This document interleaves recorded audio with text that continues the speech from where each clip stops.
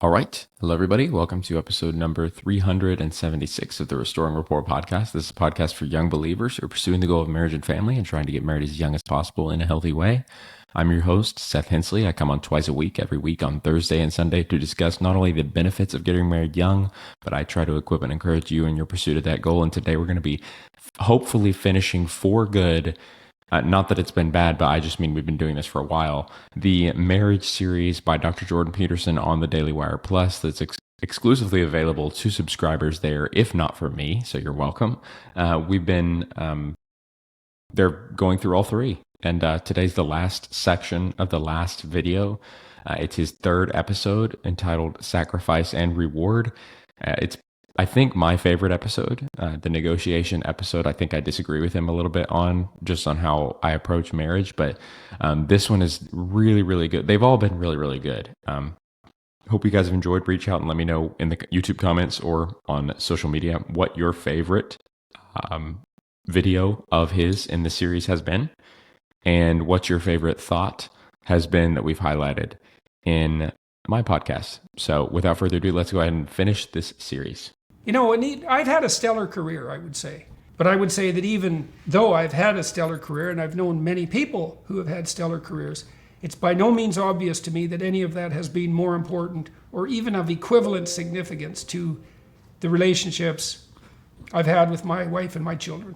You know, Amen. Young women are taught that career will be the most important thing in their lives. And I don't get that at all, because part of the feminist mantra is the pathology of the patriarchy. And so why we would train as feminists young women to be superlative agents of the patriarchy is completely beyond me.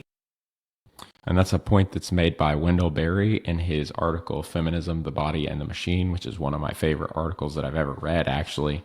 And this is what you see on your screen right now is a chart that I found in Brad Wilcox's book called Get Married, Why Americans Must Defy the Elites, Forge Strong Families, and Save Civilization. And in that book, first of all, Brad Wilcox, as I've said for several episodes, I think is the world's leading authority on current marriage research, peer-reviewed marriage research, and double-blind studies and surveys. And so this is the top of the top as far as statistics go that I know how to give you.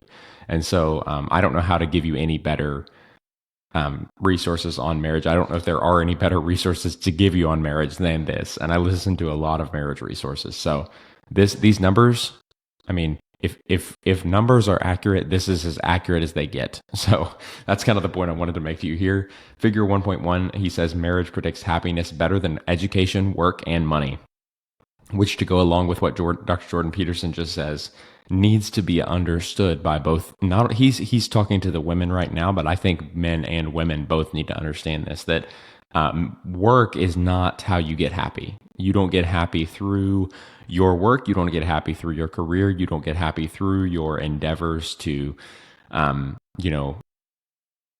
make money. All those things are good, and a certain level of happiness can be derived from them, but it's not the leading cause of happiness for men or women. And you can see here the odds of being very happy increase by 64% for individuals with a college degree.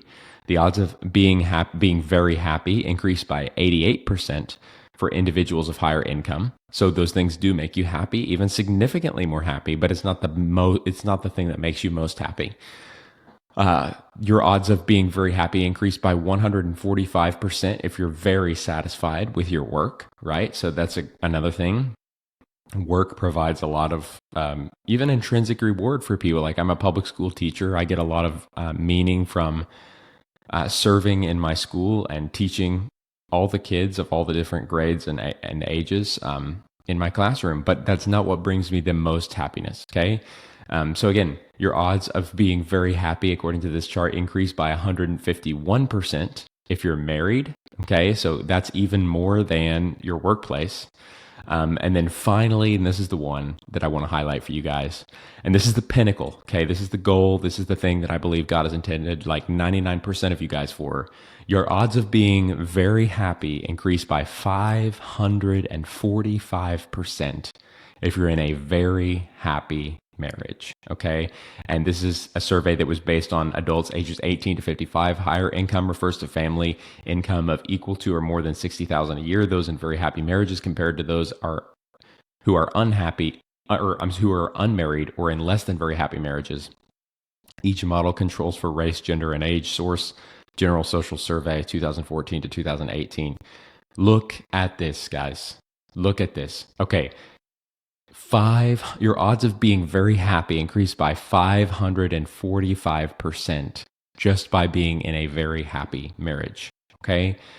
That's a higher predictor than being married in general. That's a higher predictor than being satisfied with your work. That's a higher predictor than having high income. That's a higher predictor than having a college degree. All of those things, while they do increase your odds of making you happy in life, come nowhere near the joy that comes from being in a very happy marriage. And so I don't understand why that is anything less than 99% of people's goal.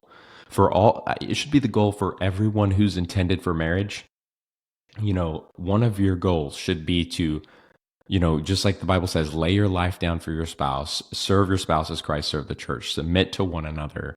And in that beautiful marriage, that beautiful union, that beautiful oneness comes a happiness that is totally unrivaled by all these other awesome things that produce happiness in humans. So guys, just be aware of this. Don't let people don't let people deceive you into thinking that there are other ways to be that are equally likely to lead you to the happiest point in your life that you can possibly be, because there aren't. Okay, that's not what the numbers tell us. That's not what my experience tells us.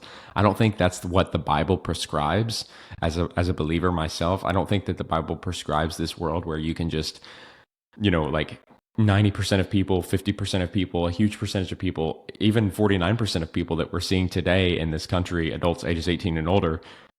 I don't think that those people can just find happiness and ignore marriage. I don't think that's how it works. And again, I think happiness is the result of choosing God's way, choosing God's road, choosing the narrow way that leads to life, choosing the life abundant that God has for us, choosing to bring the kingdom of heaven to earth in the ways that God has designed us to, rather than pursuing our own goals and ambitions and individual interests. Okay. And so I definitely agree with Dr. Peterson there. So, yeah, nothing more to say. I just agree with him. I don't understand that a bit unless you assume that if the patriarchy is now full of women, it's somehow no longer a patriarchy. And that's utterly foolish, because the patriarchy inheres in the hierarchical structure and not in the fact of masculinity, especially given that women who occupy job and career roles are taking on a masculine aspect. So all of that's preposterous.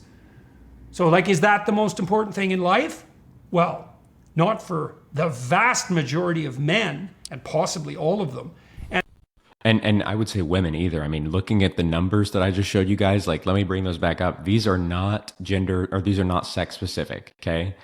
It does not matter men or women. It doesn't control for that here. It's your odds of being happy, period. It's not your odds of being happy if you're a man or your odds of being happy if you're a woman. 545%. That's how much your odds of being happy, very happy, self-identifying as very happy, increase just by being in a very happy marriage. Okay. And so, yeah, I just don't understand people they're like, marriage can suck. It's like anything can suck if you do it wrong. Okay. It can also be the best thing you've ever done in your life if you do it right. So why are you avoiding a road that could be the best decision that you've ever made, something that leads to a 549% increase in your odds of being very happy? Why would you avoid that? It's out of trauma, or it's out of a poor understanding of what marriage actually is, or it's out of, it's because people have seen bad marriages modeled for them in the past, or they have a poor, experience relating to the opposite sex or something like that. That's the only explanation, because to avoid, the numbers are clear. If you want, even if you're not interested in serving other people at all, okay, and you're out for yourself, which I don't think is the scriptural narrative either, but just follow me here. Even if you're only out for yourself and you're only interested in your own personal happiness and living your best life, whatever the cultural language for that is, marriage is still the best road, okay? Because it's more likely to produce to increase your odds of being very happy, self-identifying as very happy, than any of those other things: college degrees, higher incomes, being very satisfied with your work, even just getting married. I mean, just getting married does boost your odds of being happy more than, being very satisfied with your work, higher income, or having a college degree. But it's not even as much as the real goal. Your real goal shouldn't just be to get married. It should be to have a very good relationship with your partner, right? An awesome connection with your wife. That's the goal. And absolutely, certainly not for the vast majority of women. And that's as brute a fact as there is. And so, Amen. Why? Well, women do value men for their socially productive generosity. And they value men for that because they have to make themselves vulnerable to become pregnant and to take care of infants. So they're looking for someone who can provide to fill that gap. And that's perfectly appropriate, practically, rationally, biologically, and from an evolutionary perspective. Amen. Men do not value women for the same reason. And Agreed. Okay, this is really where I like what Jordan Peterson says, because this is very straightforward, very simple, and very almost unquestionably true. Like, I don't know if there's a way to, like, even when I play devil's advocate in my mind and I try to steel man my opponent's position and attack my own, I don't see how you attack this, okay? The position that, women are interested when they're selecting a partner in finding somebody who has providership. And we just looked last week at the statistics of a woman, the likelihood that a woman is happy in her marriage. And one of the things that was on there that predicted a woman being happy in her marriage was providership, the providership and attentiveness of her spouse. Okay, if she doesn't have those things, in fact, let me just find those for you real quick. It was in David Brooks' same he calls it the enhancement. And here it is. I'll bring it up for you right here. This is it. The women's marital happiness by men's providership and emotional engagement. Like, I don't think it's in question that women have a greater odds of being satisfied with their marriage, their sexual life, their overall happiness with their life if they're in a relationship with a man who has good providership and emotional engagement. And this chart shows that, okay? Like, the women who are very happy in marriage, who self-identify as being very happy in marriage, the ones who are, the most likely, 95% of the ones who said they're very happy in marriage gave their husbands the highest rating for both good provider and very attentive. You drop that down into the 46 category right here on your screen, and the 46% of the women who were very happy in their marriage said that, or did not give the husband the highest rating for either good provider or very attentive. Okay, so like I think it's unquestionably important to women that they need to feel like their husband can take care of them, and basically shoulder the burden, some of the providership burden, or even all of the providership burden to some extent, because they can get pregnant. Okay, they can need to sustain the children that are going to be produced from the love of that union. And so, like, I think that's basic. I think that's almost unquestionably true. Like, that's what women are interested in. And I agree that men are not interested in that, again, because they don't become pregnant. Okay. And so that is not a duty that has been given and granted to them by nature. They instead have other duties. Okay. Like providing for their wife in order to make her happy. And I think that's a very, very sound statement. The data on that are absolutely clear. So men have an extra kick to job and career success, is that it also comes with attractiveness to women. But women don't have that, because that doesn't make them more attractive to men. And you can flip that around any way you want, but it's a brute fact. I've heard so many people, I've been pausing him a lot here, but he's covering a lot of stuff that I think is really interesting. I've heard a lot of people talk about the whole discussion of, like, what do men find attractive in a partner? And it's really has nothing to do with a woman's money making and the level of earnings she brings in. That is almost zero to do with a man's attraction for a woman. And I totally agree with this. That's not what I did not marry Lainey because I was like, oh man, she makes a lot of money. This will be great. Like that was not any, I don't think I even thought that one time in from the time I met her until the time we tied the knot. Like not even one time, not through our engagement, not through our dating process.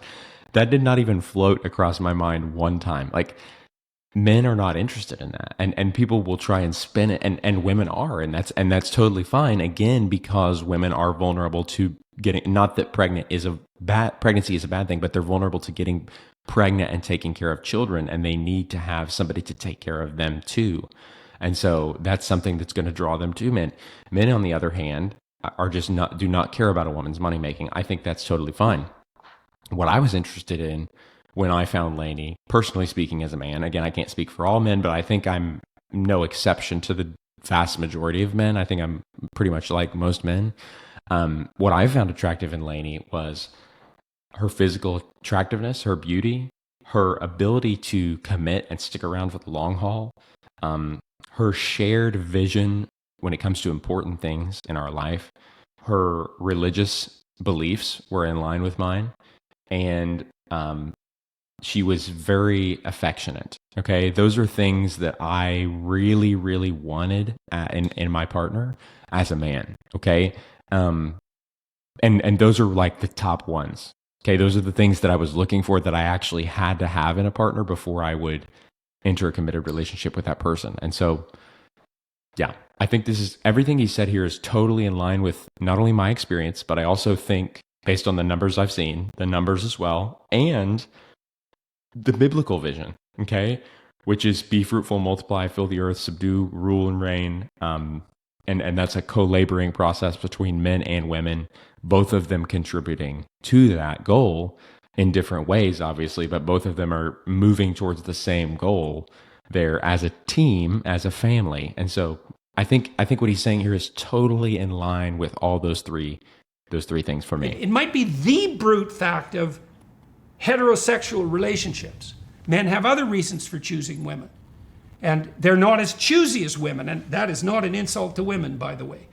So that's that's again, I really like that he's saying this too. You've heard this, the true, I think, statement that that men will swipe right on 50% of the women they come across on dating apps, and women will swipe right on like 3%.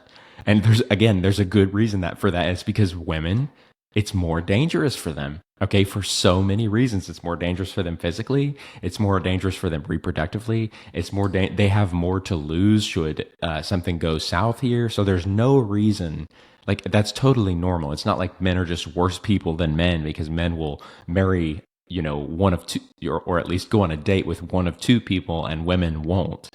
That's not how it is. They each have different things on the line. They each have different things that they're looking for, and that's good. I think that's totally fine. It's just how it is. But one of the consequences of that is that the rewards attendant psychologically and practically on career success are higher for men, especially at the upper echelons of the accomplishment distribution. And then women are more interested in people than men, and men are more interested in things. And so what that also means is that women find more fulfillment in intimate interpersonal relationships. And you think, well, that's all cultural. It's like, you don't know what you're talking about. It's not all cultural. How do we know that? Because the biggest difference we've ever found between men and women isn't in personality, although there are differences there, it's in interest. And women are reliably more interested in people, and men are reliably more interested in things. And those differences get bigger in egalitarian societies. And so if you leave women to their own devices, they tilt towards interpersonal relationships. Now, is that really so shocking to everyone? And if you leave men alone, well, they're gadget-oriented and thing-oriented and machine-oriented. And some men are exceptionally that way. Engineers are particularly that way. There's even pathologies that are associated with that. There are different syndromes associated with different extremes of interest, and autism seems to be associated with a hyper-thing orientation. Autistic people often have very much difficulty with interpersonal relationships. In any case, these are big differences. And so there's an element of the male obsession with productive generosity, so career, let's say, that spurs on male achievement, especially at the upper echelons, in a manner that does not produce commensurate rewards for women. And I know that theoretically, but I also know it practically. I dealt with really high achieving women for a long time, partly as graduate students. Before he goes into explaining the women's perspective on this, that strikes true for me. For me in my own personal life, I do have a drive to provide productive generosity, as I think he termed it, for my wife and family. Because, I mean, if I did not have those things, I would not be motivated to work at all. Okay, I would have no motivation, no drive to work, or for that matter, do anything hard. Okay, there's something in men that is hardwired to push them to do difficult things in order to ease the life of another and give good things to other people. That's what motivates them. So if you can't, what's the word? If you take away that goal, and this is why I think we have a lot of stagnant young men who basically live without doing hard things and providing for other people and contributing in any way, living a life of self-service and basically just dopamine addictions, either through, Netflix and video games and pornography, and just making their life as easy as possible and doing nothing for anyone else. The reason we have those people, I think one of the reasons, is because those men were never shown the vision of getting married. They were never pointed toward that as a goal when they were young. In fact, some of them were pointed away from it by the terrible marriages that they witnessed. And because of that, we have removed the number one motivator that men have to contribute and to do hard things. Okay? If you remove that as a goal for the men, if the men remove that as a goal for themselves, then what reason do they have for contributing and doing these hard things? You have removed the only carrot that was getting men to serve. And I'm not trying to make men sound terrible here. That's not what I think. I'm just saying, that is what God has designed to be the motivator. So, don't take that away. Don't make marriage just seem like optional for the vast majority of young men. It's not optional for the vast majority. Okay, it is necessary for the vast majority in order to have a healthy society. Great universities. And then I worked for big law firms. They would send me their best people, their most productive, socially able rainmakers, the people who could make the social arrangements necessary to generate business and to practice law. Very high level of attainment. A lot of them were women. And they hit the partnership level in big law firms when they're about 30. And that requires dedication at the level of about 80 hours a week of solid, flat out, bloody, nonstop effort to be competitive at that level. And the law firms would lose all their women in their early 30s. Because the women who were hyper conscientious would hit partnership, which is what they were aiming at, and they were like, man, dead eye dedicated to that from the time they're 14. And so they hit it, and then they look around, they think, oh my God, I'm surrounded by hyper competitive men who work 80 hours a week and who are going to do that for the next 40 years. And why would anyone do that? And that's the question. It's like, well, do you want to work 80 hours a week? Now, personally, speaking for myself, I would work 80 hours a week no matter where you put me. You could put me in the middle of the forest and I would work 80 hours a week. Dang, I would work. I like working. It depends on how you define work for me there. And I think it does a lot for a lot of guys too. I like to work on things I care about. I don't like to work on things other people care about and that provide money, if that makes sense. So I don't know if you could, because work is good for you as insofar as it's accompanied with, well, really, I think just work is good for you. If by work you mean putting investment and energy and time and resources and effort into something you care about, I think, and something that you really are passionate and energetic about, I think that's good for everybody. But I think when you start I wouldn't work 80 hours a week teaching because that is not something that I'm most passionate about, especially particularly education. I don't care about math and reading like some people do. Those are not things that I am super interested in. Okay. And so I don't want to spend 80 hours of my week doing that, even if I had the opportunity to do so and make money. So I think that you've got to define what you mean by work there. But I might be a lot like Dr. Peterson because I think he's in a life situation where anything he works on, he gets to choose to work on because he cares about it and not because he needs to provide because he's providing just fine. Right. And so if you've got the money, here's what I would say. Like, if you think of it like this, if you could work on anything in your entire life, like for a lot of hours and get really good at it, become a master of it, or if anything you wanted at all, and money was not an object, what would you choose? And then whatever you answer that question with, whatever you thought of just there when I asked you that question, like, it's probably not going to be hard for you to work on that thing because it's not difficult for you. There's a joy that comes from it. Okay. So yeah, I'm probably the same as him there, but with that caveat. I'm wired that way, and some people are wired that way. But it isn't for everyone, that's for sure. And you have to ask yourself why you do it. Well, you do that because that's what you're like. That's your temperament. It's very rare among women. They want a marriage. They want a family. They want intimate relationships. Well, he might have just lost me there because I don't think that men, I don't know that men want that any less than women. And I think that, let's be careful. Let's define terms here. Want or need that less than women because the men have, I would say, even more benefits for them getting married than women do. And women have a lot. So it's like, how can you say that? I don't know that you can say that women want to be married and have lasting and intimate relationships more than men do. I don't know how you can say that if men are getting even more rewards and positive benefits and reporting better happiness and quality of life and are less likely to be addicted to drugs and alcohol and, and live longer and make more money and all this stuff just by being married. It's like, how can you say that women want that more and need that more? Which I don't know that he exactly did, but that's where my mind went. How can you say that women want and need that more than men when men are getting all these benefits, even more perhaps than the women? So yeah, he might have lost me there. And that's definitely true according to my own personal experience as well, because I wanted to be married and have an intimate relationship with Lainey every bit as much as she did with me. And so, I don't think that there's as much of a distinction there. And they want a balance between that and career. And I'm not putting down the necessity of career for women. First of all, women are half the creative capacity and the industrious capacity of the human race. We want to have access to that, man. These law firms, they wanted to keep these women. They bend over backwards to keep them, but they couldn't. The women would all go and find an 8-hour-a-day job.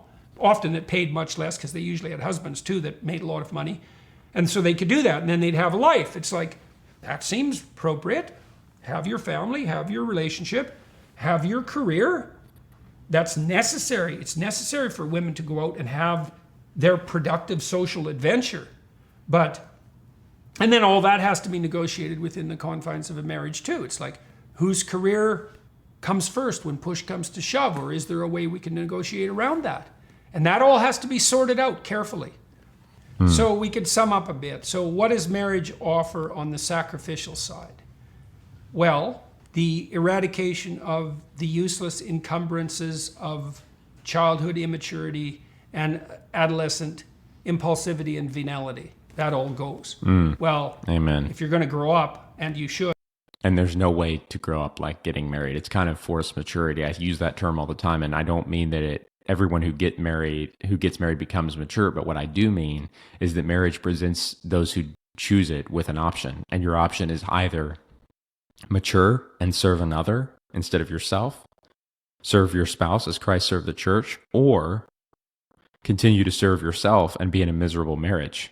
Those are your options. Okay. And so that's why I think marriage is so beautiful, because it presents to you a choice where you either choose happiness or you choose hardship. And hardship is linked not to the difficult road, but to selfishness. If you want a hard marriage, man, keep fighting for what you want instead of what your wife wants. Keep trying to do what you want instead of what's best for your union. Okay. If you want a good marriage, a marriage that's easy, a marriage that's a refreshing oasis, then you're going to have to learn to mature and lay down your life for your spouse. That's what it comes to. Okay. And that's the ultimatum dichotomy presentation that young men are given that they have to choose between when they get married. And we all know men who have refused to mature and are miserable in their marriage for 50 years. Okay. We all know men who have chosen the path of maturity and have awesome marriages because they chose the path of maturity. So choose the narrow way that leads to life. Okay.